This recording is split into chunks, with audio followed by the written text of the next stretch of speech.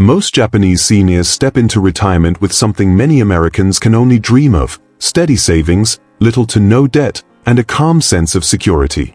Meanwhile, millions of Americans over 60 find themselves weighed down by medical bills, credit card balances, and the fear that their money won't last. The difference isn't bigger paychecks or better pensions. In fact, many Japanese elders worked ordinary jobs with modest incomes.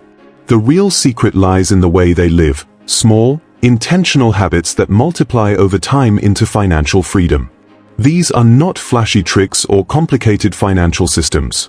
They are daily choices that turn simplicity into strength, choices that protect health, reduce stress, and quietly grow savings. And here's why you'll want to keep watching. These 7 hidden minimalist habits are not locked away in Japan. They are practical, timeless, and can be started by anyone, right now, even in the US. Imagine walking into retirement without the heavy weight of debt, without the panic of wondering if Social Security will stretch far enough, but instead carrying peace of mind and freedom to live life on your terms. That's the gift these habits offer, and the reason you need to hear them. If you want your retirement years to feel lighter, freer, and more secure, hit like and subscribe right now, because the insights ahead could reshape the way you live after 60. Meet Mr. Haruto Yamane, a 72-year-old retired train inspector from Kyoto. To anyone passing by, he appears almost invisible in his simplicity. He still wears the same heavy jacket each winter, one that has weathered decades of seasons.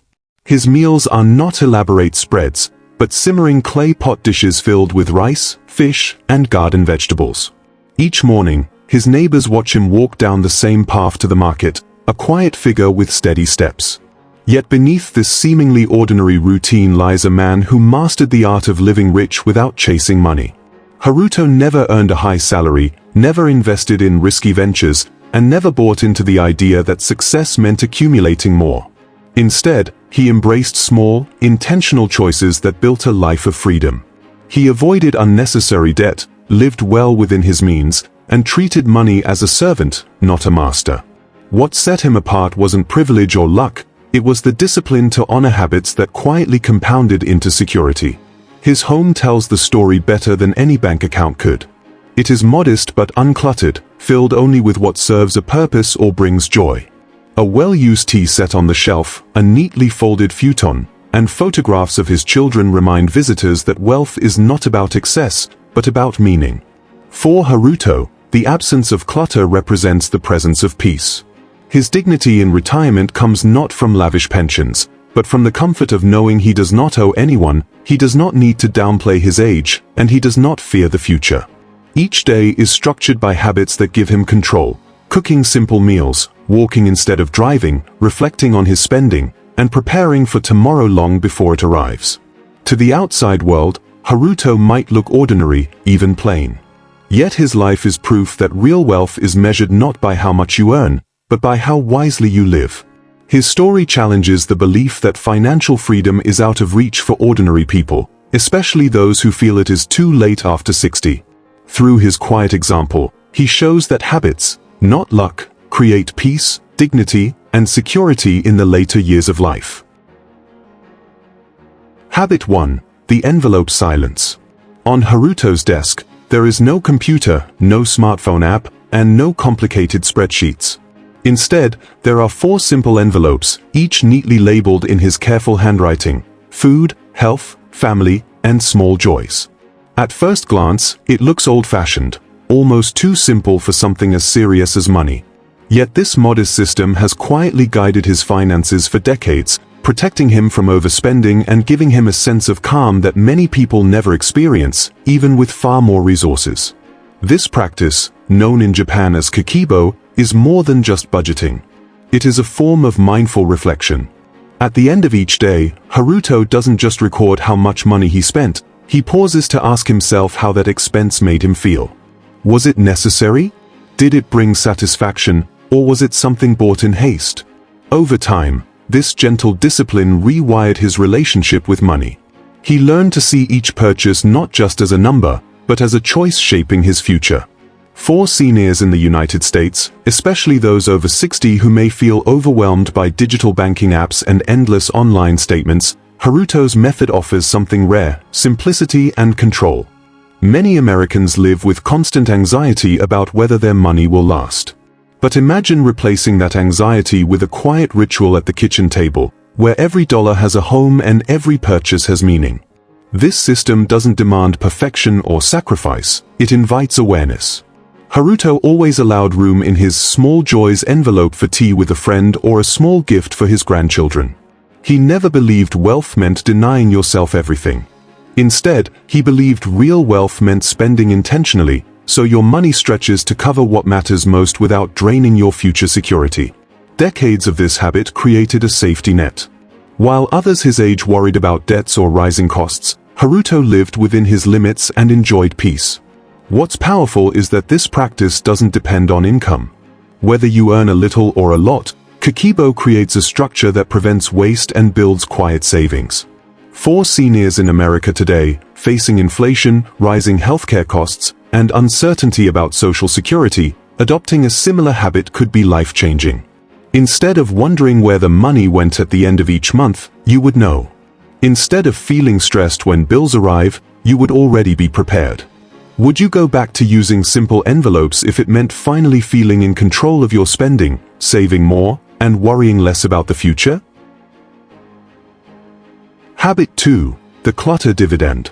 In the corner of Haruto's old home once stood shelves filled with tools from his working years, radios he no longer tuned, and stacks of kitchenware passed down from relatives. Many of his neighbors had the same clutter, holding on to objects just in case, or simply because it felt wrong to throw them away. But Haruto looked at those unused items differently. He saw them not as burdens or keepsakes gathering dust, but as hidden resources waiting to be released. Over time, he began carrying boxes of these unused possessions to Kyoto's weekend flea markets. The old radio that hadn't played in years found a new owner who treasured it. Tools that once built train engines were sold to a young mechanic starting his career. Even the extra sets of dishes that had cluttered his cabinets went to families who actually needed them. One by one, these objects transformed from dead weight into what Haruto called his clutter dividend, small but meaningful amounts of cash that gave him freedom. This dividend wasn't about chasing big profits. Haruto wasn't trying to start a business. It was about unlocking value from what he already had. With each sale, he not only created a little extra income, but also freed space in his home. The money often went towards simple joys, taking his grandchildren for ice cream, contributing to their school needs, or adding to his savings envelope for the future. In this way, decluttering became more than cleaning. It became a form of wealth building that didn't require extra labor or risk. For seniors in the United States, this lesson carries powerful relevance. Many homes are filled with decades of accumulated belongings: furniture, collectibles, appliances, clothing, even boxes of forgotten gifts. These items may seem harmless, but they take up space, create stress, and hide opportunities for financial relief. Imagine how liberating it would feel to walk into a lighter home, knowing that the things you no longer use have been converted into cash that can ease today's expenses or add to tomorrow's security. The clutter dividend also has an emotional side. By letting go, Haruto discovered a lighter spirit. His rooms felt open and easier to maintain. He could focus on the people and memories that truly mattered, instead of being weighed down by objects tied to the past. For American seniors, especially those facing the possibility of downsizing or simplifying their lives, selling unused items isn't just about money, it's about peace, clarity, and leaving less burden for loved ones to deal with later. This practice is actionable today. Whether through yard sales, online marketplaces, or local consignment shops, clutter can be converted into opportunity. It doesn't take a second job or hours of labor, just the decision to release what no longer serves you. Would you look around your home today and ask yourself, what's the first thing I could let go of that would create both space and cash? That answer might be the beginning of your own clutter dividend. Habit 3. The one-pot wealth rule. When the evening settles in Kyoto and the neighborhood streets grow quiet, the soft aroma of simmering stew often drifts from Haruto Yamane's small apartment. His dinner is rarely elaborate, yet it always carries comfort: rice gently steaming, vegetables softened in broth, and pieces of fish or tofu bringing it all together in a single clay pot. Haruto has followed this rhythm for decades, creating nourishing meals with minimal cost, little waste, and often enough to share with a neighbor or visiting grandchild. This is what he calls his one-pot wealth rule.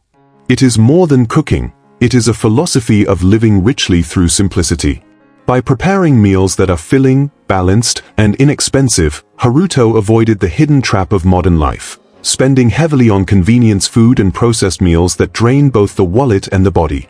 In his 70s, he still enjoys good health, not because of expensive supplements or diets, but because his meals have always been rooted in moderation, tradition, and fresh ingredients. Over a lifetime, this habit has quietly saved Haruto thousands of dollars. While his peers spent money on takeout or relied on packaged food, he relied on what he could stretch from a few seasonal vegetables and rice.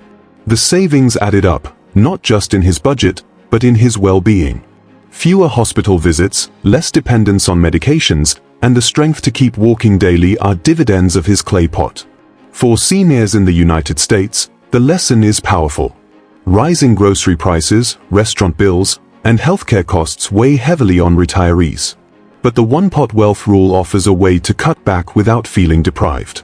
A pot of soup, a stew of beans, or a simple casserole can provide multiple meals, reduce waste, and deliver both comfort and nutrition.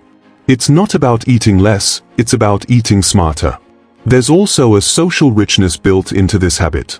Haruto often invites neighbors to share in his pot, turning a humble dinner into an evening of laughter and companionship.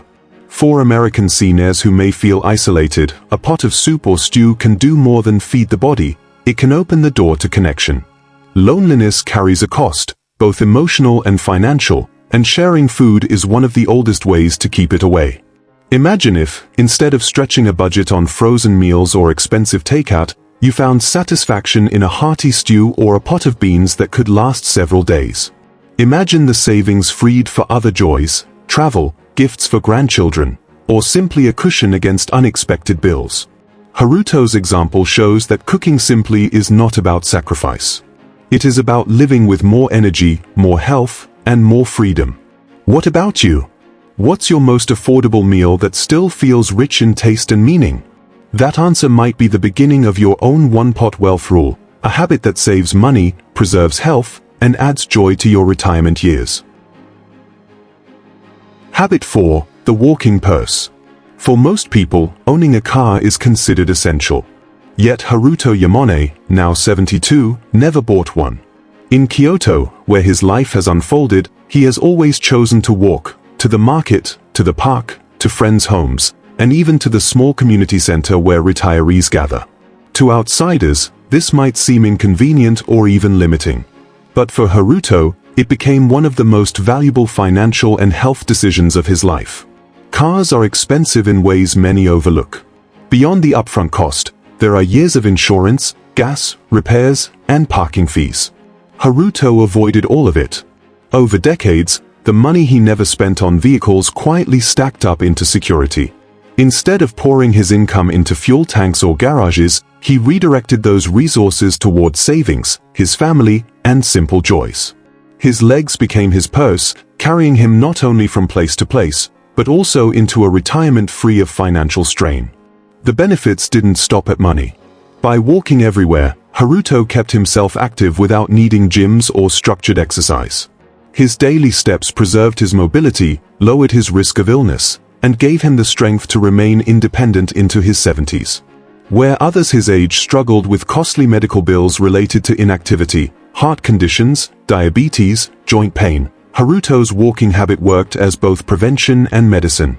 His body became healthier, and his healthcare expenses stayed minimal. For seniors in the United States, this habit carries profound relevance.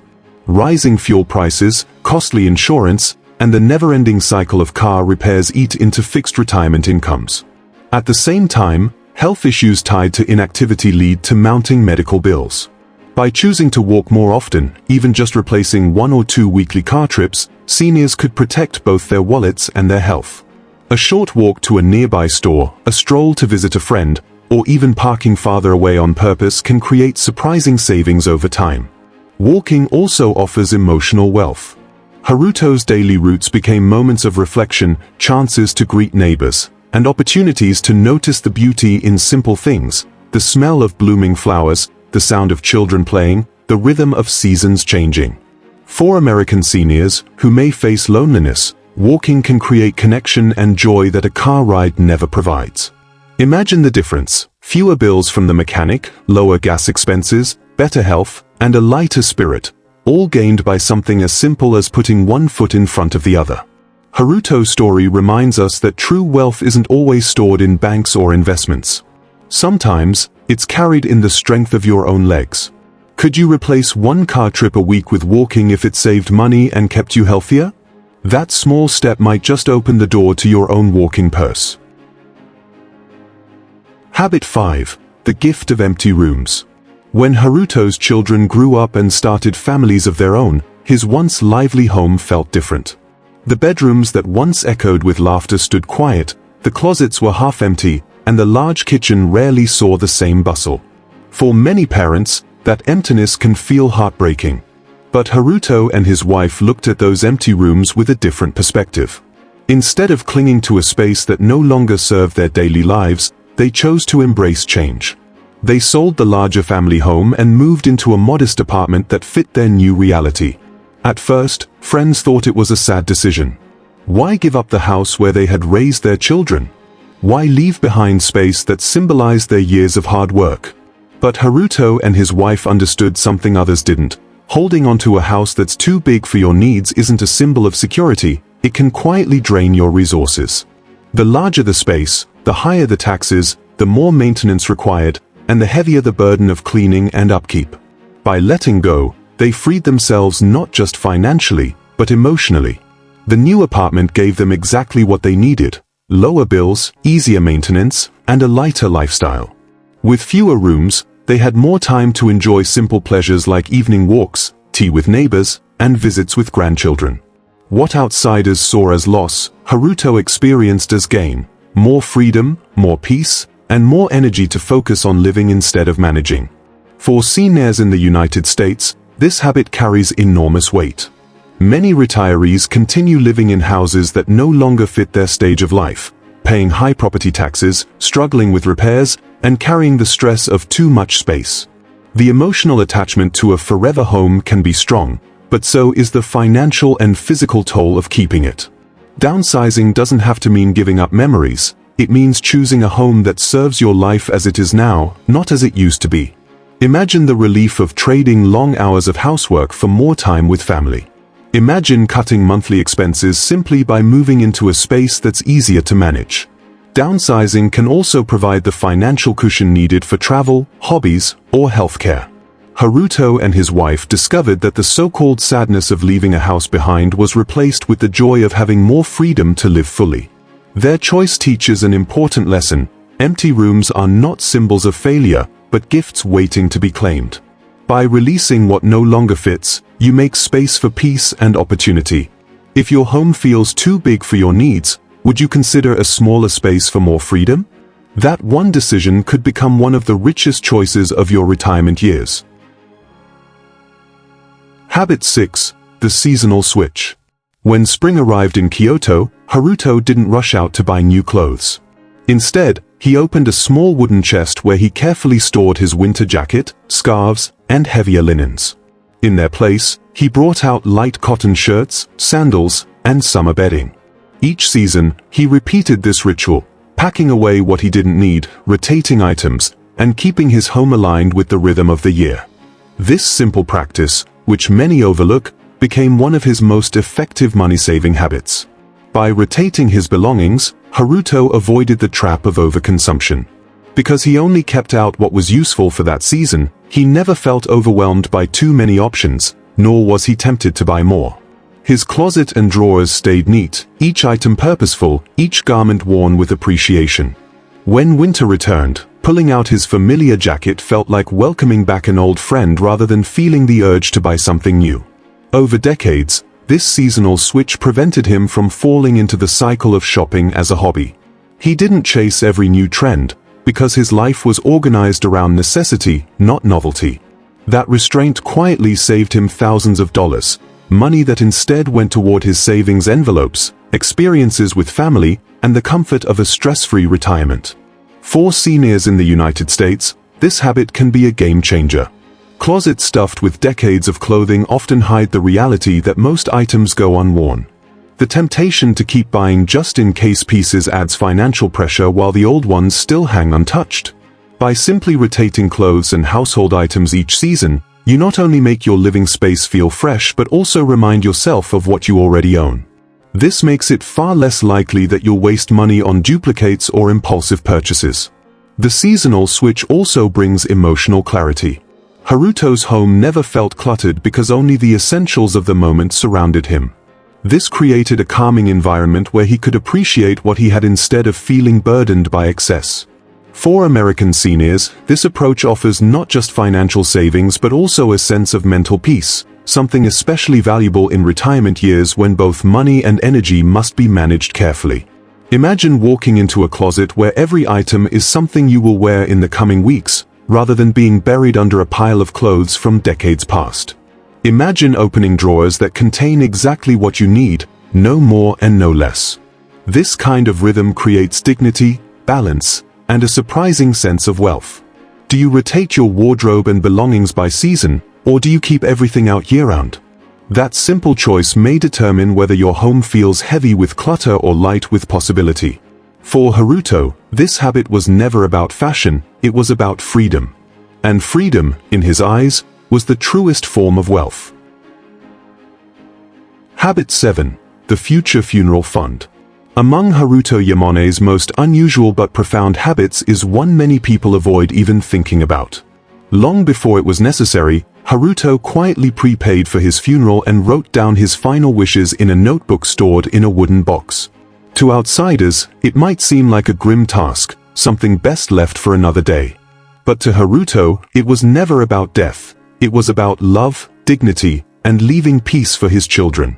He understood that life's final chapter can either be a burden or a gift, and he chose the latter. In Japan, it is common for elders to prepare for their passing in advance. Haruto saw friends leave their families with financial strain, arguments over funeral costs, and uncertainty about what their parents truly wanted. He refused to let that happen to his own children. By setting aside funds and making his wishes clear, he ensured that when his time comes, his family will be free to grieve without the added weight of debt or confusion. His children will inherit his stories, his lessons, and his love, not unexpected bills or disputes. This act became his final expression of minimalism. Just as he kept his home uncluttered and his expenses intentional, he treated his departure the same way, tidy, prepared, and free of unnecessary complications. For Haruto, real wealth wasn't measured by how much he left in a bank account, but by the absence of burdens his children would face after he was gone. For seniors in the United States, this lesson is striking. Funerals can cost thousands of dollars, often arriving at a time when families are least prepared to handle them.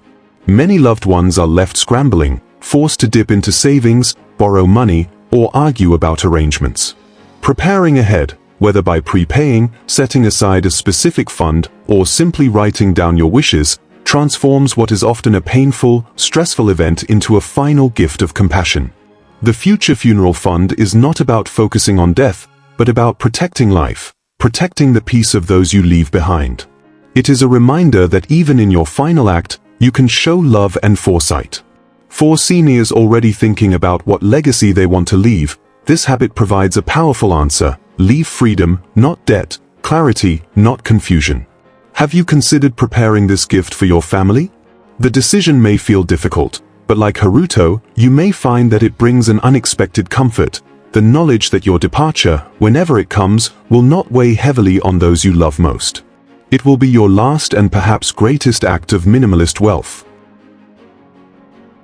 Haruto Yamane's story is not the tale of a man who struck gold, built a company, or won the lottery. He never lived in a mansion, and he never drove a luxury car. Instead, he chose a quieter path, one where wealth was built not from windfalls but from steady habits repeated across decades. By refusing to chase riches, Haruto gained something far more valuable: freedom, dignity, and peace in his later years. The beauty of his life is that it was not extraordinary in the traditional sense. He was a train inspector, an ordinary man with an ordinary income. Yet through his choices, he became extraordinary in another way. He retired without fear. While many seniors spend their last decades worrying about debts, bills, and the uncertainty of tomorrow, Haruto walks through life unburdened.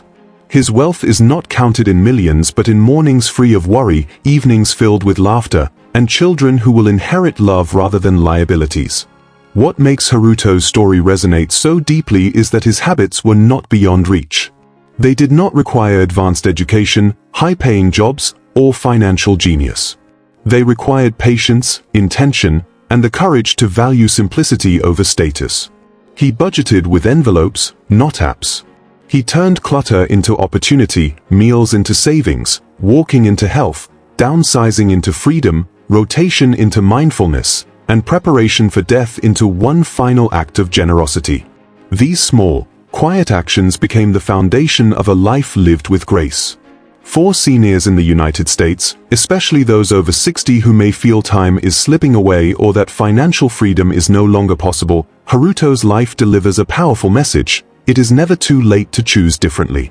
Wealth, as he shows, is not just about numbers on a bank statement.